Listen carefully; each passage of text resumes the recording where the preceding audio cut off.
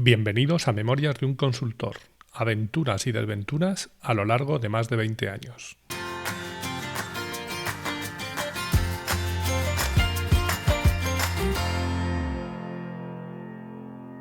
Hola, buenos días, buenas tardes o buenas noches y bienvenidos al episodio 82 de Memorias de un consultor.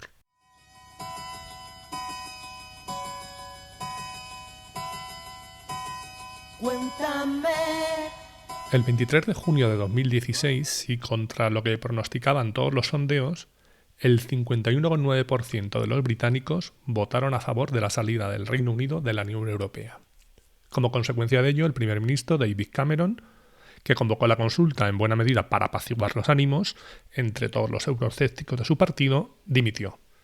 En el cargo le sucedió Theresa May, quien incluyó en su gabinete a los Tories que habían hecho campaña por el Brexit, y quien no puso en marcha el proceso formal para iniciar la salida del bloque de manera inmediata, dándose un periodo hasta finales de marzo del año siguiente, tras lo cual se iniciaría un proceso de negociación de hasta 2 años.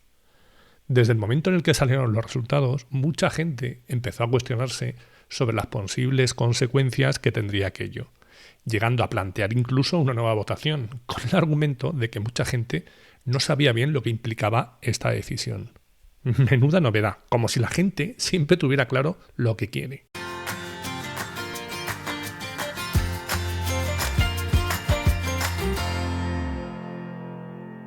La semana pasada os hablaba de cómo el hecho de participar en un programa de radio en el cual no tenía mucho interés me había dado la posibilidad de conocer a gente de otros ámbitos no relacionados directamente con SAP, pero sí con algunas de las cosas que estaba haciendo dentro del mundo de la innovación.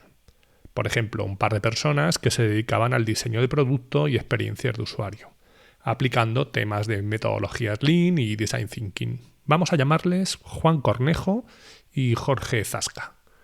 Yo sabía también de qué iba eso, pero los profesionales eran ellos. Es decir, como les dije alguna vez, yo pego POSIT, vosotros hacéis Design Thinking de verdad. Me explico. Que no es que yo lo hiciera de mentira. A lo que me refiero es que para mí todo aquello era un elemento más que podía aplicar dentro de mis procesos, ya que previamente había participado en algún taller y después me había formado. Pero ellos se dedicaban únicamente a eso, a diseñar experiencias de usuario sin tener en cuenta producto ni tecnología alguna.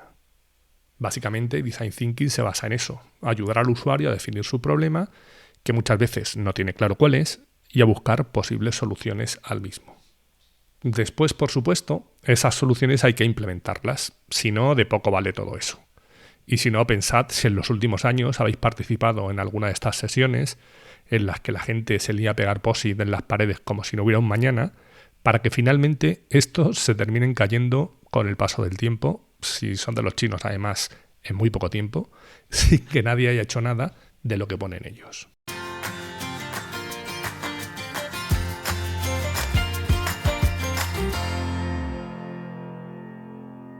Al hilo de esto recuerdo un par de anécdotas. La primera fue cuando nos llamó un cliente para presentar una oferta para la implantación de SuccessFactors. Vamos a decir que el cliente era Parné, por ejemplo. Meses antes había estado por allí, ya que su primera intención no era implantar eso, ya que no querían saber nada del cloud. Querían hacer algo on-premise. Tenían SAP, pero no tenían HR. Lo que pasa es que SAP es muy feo, me argumentó uno de los responsables, que venía de otro cliente, Memento y Construcciones, si no recuerdo mal, donde había sufrido una implantación de SAP de las de antes, de las divertidas. Le dije que no estaba de acuerdo, que eso ya no era así, que SAP podía ser feo o no tanto, dependiendo de qué tecnología utilizaras, y les enseñé un mismo proceso con 7 interfaces de usuario distintas. Y es que hay gente que se queda anclada en algo y no se mueve de ahí en años, algo absurdo, y si hablamos de tecnología, mucho más. De hecho, una de las opciones que les enseñé era SuccessFactors, y me dijeron, no, es que no queremos nada en cloud. Bueno, pues nada, se puede hacer on-premise todo. De hecho, yo lo que haría sería empezar por consolidar toda la información que tenéis desperdigada por ahí en múltiples sistemas en un repositorio central, y a partir de ahí decidís. Esto era así porque Parné era un grupo de empresas y tenían la gestión descentralizada, permitiendo que cada centro fuera un poco a su aire sin un modelo común, algo que es relativamente habitual cuando las empresas van creciendo en base a comprar otras y no homogeneizan sus procesos. Mi consejo fue consolidar toda la información que tenéis en el sistema, que ya lo tenéis, que era SAP on-premise, Y a partir de ahí, establecer unos procesos generales y después ya decidís qué herramienta va a soportar los mismos. Y si necesitáis ayuda con esto, pues por supuesto podemos ayudaros. Como digo, después de eso pasaron varios meses, incluso puede que un año, hasta que recibí noticias de ellos, que básicamente era que iban a implantar SuccessFactors y nos invitaban a presentar una oferta para hacer el proyecto. De cara a presentar la oferta, volví a ir por allí y les pregunté que en qué punto estaban, si habían unificado ya los procesos, si los tenían claros, etc. Y estaban exactamente en el mismo punto en el que les había dejado. Es decir, no habían hecho nada. Entonces les pregunté que por qué ahora habían decidido ir a SuccessFactors cuando hace unos meses no querían saber nada de cloud. Y me dijeron que era lo que les había recomendado su comercial de SAP, que habían mirado algún que otro producto, pero que pensaban que como su core era SAP, lo mejor era ir por ahí. Les dije que bien, que esa opción siempre la tenían ahí, pero que quizás lo que más les convenía inicialmente era utilizar lo que ya tenían, SAP On-Premise, para consolidar y centralizar la información, sin la necesidad de invertir en ningún producto nuevo. Y después ya podrían definir sus procesos y en base a eso elegir la herramienta. Y me dijeron que sí, pero que preferían hacerlo todo a la vez, que si no se les iba de fechas. A ver, claro, porque si hubieras hecho algo en estos meses, desde la última vez que hablamos, la cosa hubiera sido distinta. Pero habían pasado meses y no habían hecho nada. Y claro, a mi mente vino la famosa frase que repito muchas veces y que escuché a Chema Alonso el Maligno en una charla. En España nunca hay tiempo de hacer bien las cosas, pero sí de hacerlas dos veces.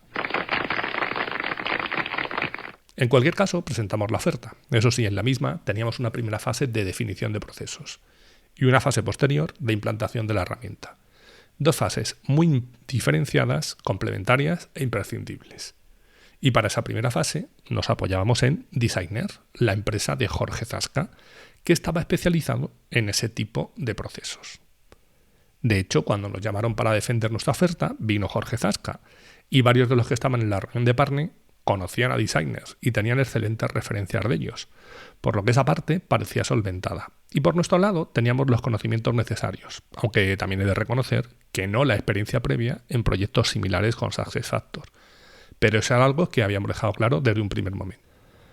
Bien, pues llegados a este punto nos dijeron que nuestra oferta estaba muy bien, pero que se les iba un poco de presupuesto, que tenían ofertas más competitivas y todas esas vainas. Yo les dije que habíamos presentado nuestra mejor oferta y que veía complicado que pudiéramos hacer un ajuste que les encajara, pero que en cualquier caso, si tenían alguna sugerencia, les escuchábamos. Ya he comentado alguna vez, y lo mantengo, que no me gusta nada negociar, ni en la vida personal ni en la vida profesional. Si me pides algo, te hago una oferta. Si te encaja bien, y si no, pues bien también, y tan amigos. Podemos hacer un ligero ajuste, pero si tu argumento es que otros me lo hacen más barato, conmigo no tienes nada que hacer. No entro en ese juego. Volviendo a Parné, nos sugirieron que una de las formas de ajustar los precios era eliminar toda la parte de análisis de procesos que iba a hacer Designer e integrarlo dentro de nuestra parte. Y les dije que no, que esa opción no la contemplábamos. Que para nosotros el proyecto era un todo y que esa parte la veíamos fundamental. Que de hecho la hacíamos con ellos porque eran expertos en eso, como ellos bien sabían. Y que eso, bueno, podía hacer aumentar el precio de nuestra oferta, pero pensábamos que le daba mucho valor. Y hasta ahí llegó nuestra aventura. El proyecto se lo dieron a otros y, por cierto, el mismo se alargó un tiempo más del inicialmente planificado, entre otras cosas porque la definición de los procesos les dio algún que otro quebradero de cabeza. Lo que me lleva a pensar si realmente nuestra oferta era realmente más cara que la que ganó.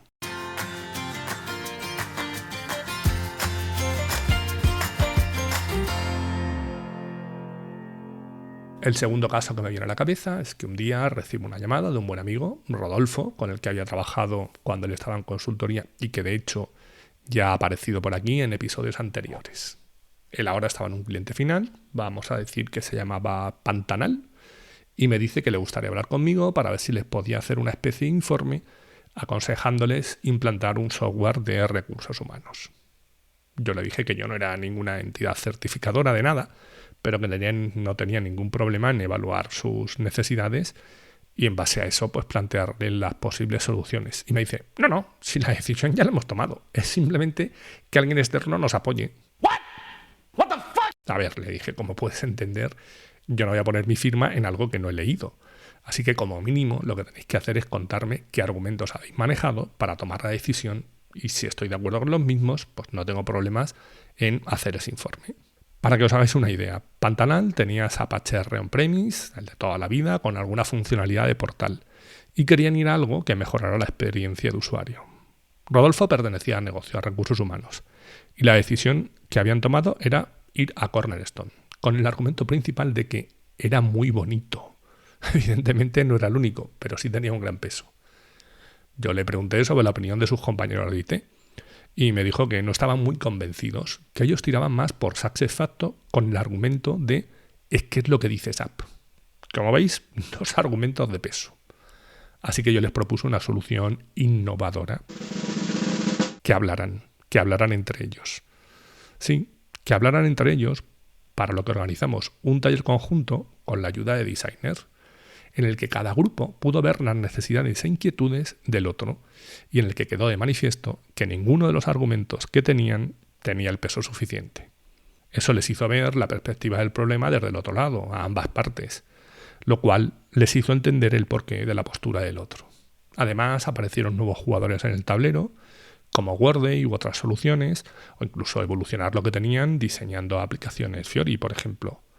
Por lo que esa decisión que parecía ya tomada y que tenía que ser inmediata, entró en un proceso de maduración.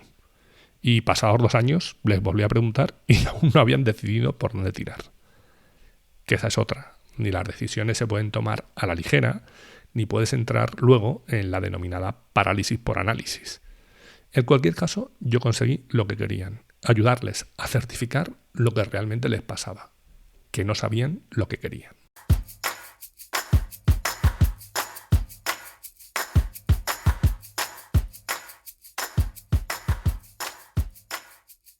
Me quedo con 3 cosas, como siempre, de todo lo que os he contado. 1. La mejor oferta no tiene por qué ser la más barata. 2. Rodéate de gente que sabe más que tú. Y 3. Intenta ponerte siempre en los zapatos del otro.